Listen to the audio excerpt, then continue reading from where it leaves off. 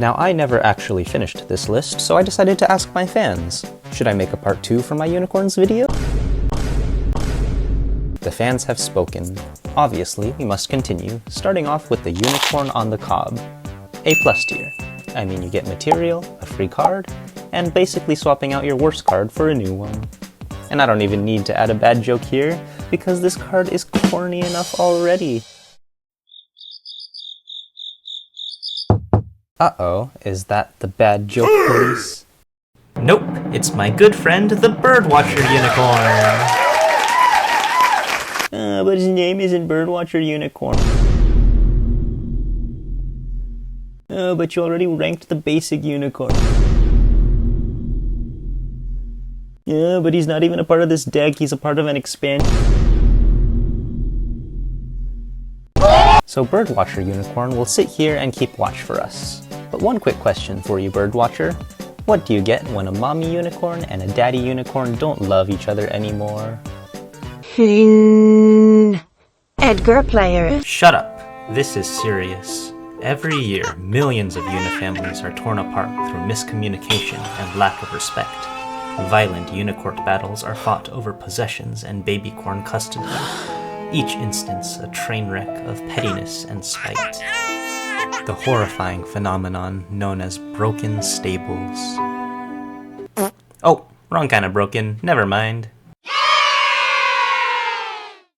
Edgar Players was a really good answer though, those fatherless You cannot play any upgrade cards. This goes in the B tier, for mid. Now you might be thinking, oh, but Isaac, you put Slowdown in the S tier.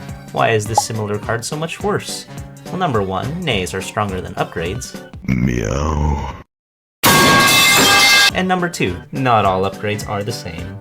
Like sometimes you'll draw an upgrade and it'll just be some low tier card like Rainbow Aura.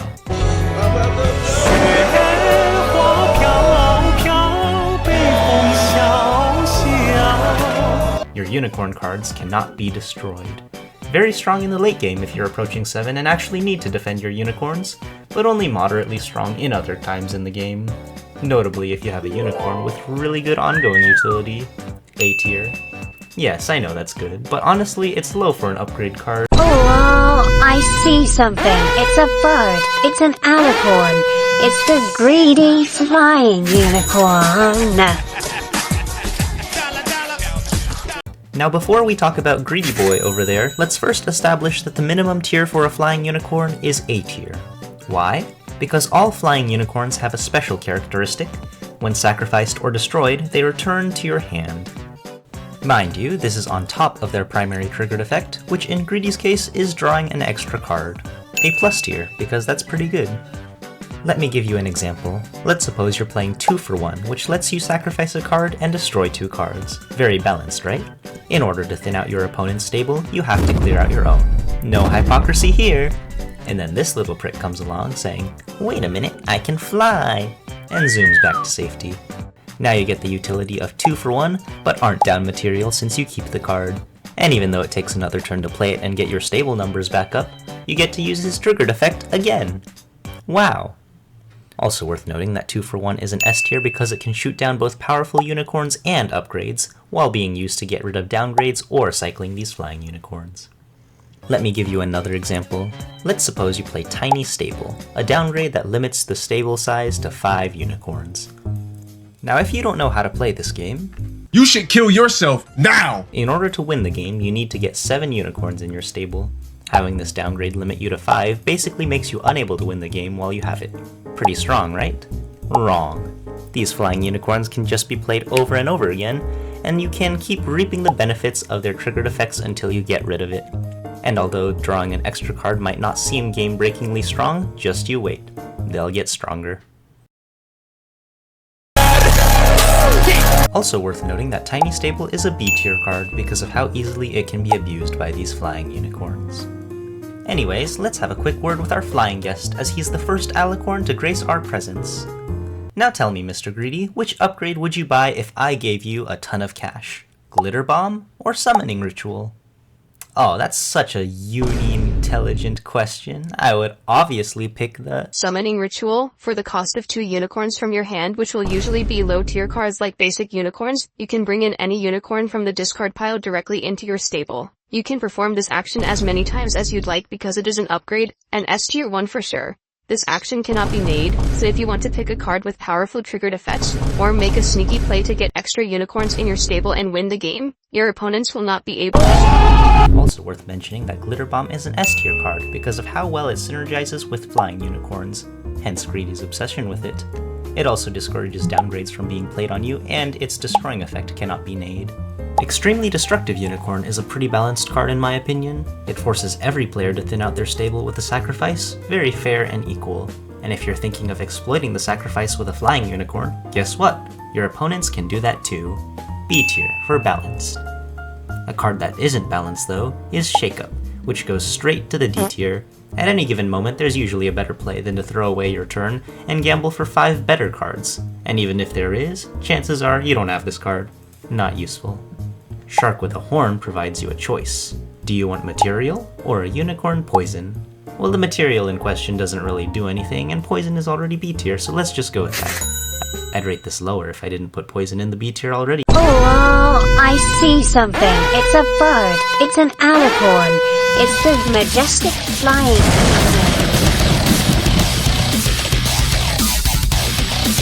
Majestic's flying ability allows you to select a unicorn from the discard pile and add it to your hand. And since it's usually the powerful unicorns getting destroyed or nade or otherwise sent to the discard pile, you usually have a lot of good choices at any given point. But let's hear what Majestic has to say. You know, I think there's a reason why us noble alicorns have the flying title in our name. Helps distinguish us from the dirty truck can't fly. Majestic, this is going on YouTube. Are you sure you want to be dropping the hard R? I hate trucks. Also, I go in the S tier for superior race of unicorn. Moving right along, you know what else goes in the S tier? Blinding Light, because it shuts down unicorn triggered effects, including those of flying unicorns. That's right, racism ain't right when you've got Blinding Light. As you can see, a lot of the utility in this game consists of triggered effects, and shutting them down greatly shifts how the game is played. S tier for sure. Do you have a problem with orange and yellow? Yes. Orange and yellow cards? Let's talk about some solutions. Targeted Destruction lets you sacrifice or destroy an upgrade or downgrade. Very straightforward, decently strong. A tier. Reset Button is a targeted destruction with an extended mag, but usually requires the Power of Friendship to play. Why? Because people with upgrades will try to nay it, so to combat that you need the support of your fellow impoverished, upgradeless, and downgraded individuals. B tier for usually being dependent on their support. Retarget is complicated. It doesn't allow for the player to steal upgrades, so most of the utility is gone, so really the only reason you'd use this card is to defend against downgrades. Or team and troll, I don't know. C tier. Oh, I see something. It's a bird. It's an alicorn. It's the swift flying unicorn.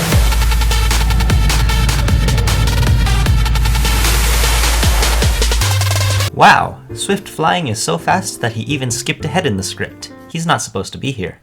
He's the best card so far in this video, placing in the S+ tier. But I'll explain why later when we talk about the true best card in the game. For now, let's do a quick interview. So, Swift Flying, how do you— You're too slow for me. I am Swift. I have things to do. Quickly. Goodbye. Oh, well, I'm sure he had something important to take care of. Destruction. As I was gonna say before that swift interruption, Glitter Tornado is another great way to deal with an opponent's upgrades or any cards that have strong passive abilities. Returning a card from everyone's stable essentially just wastes their turn, as they have to spend another turn playing it back before they can use it. But because you can do it to yourself too, you can pick a strong triggered effect to use again next turn. A tier. Mystical Vortex, while it looks and functions similar to a Glitter Tornado, is a D tier card. Why? Because discarding gives your opponents free will. The only reason you'd use this is to clean up the discard pile. Good Deal, on the other hand, is very useful. Similar to Unicorn on the Cob, but instead of gaining material, you get an extra card.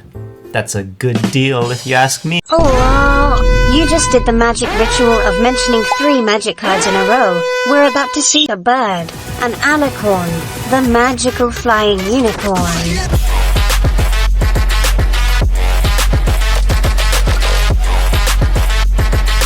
Magical Flying joins Swift Flying in the S+ tier, because her ability to select any magic card from the discard pile makes her the most versatile flying card, with a ton of nasty sacrifice and cycling setups. But let's ask the Alicorn herself.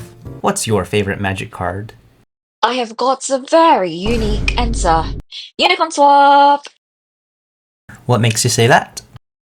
Because... Stealing your opponent's powerful unicorns instantly accesses strong triggered effects or steals unicorns with powerful passive effects at the cost of a low-tier unicorn. Despite not gaining material from playing this, you get a ton of diverse utility, making it an S tier. Oh, by the way, I'm leaving now. I gotta go. Wait, what? Hey, why? Come back, Birdwatcher, I have something really important to tell you. What's that? The video's over, you can go home now.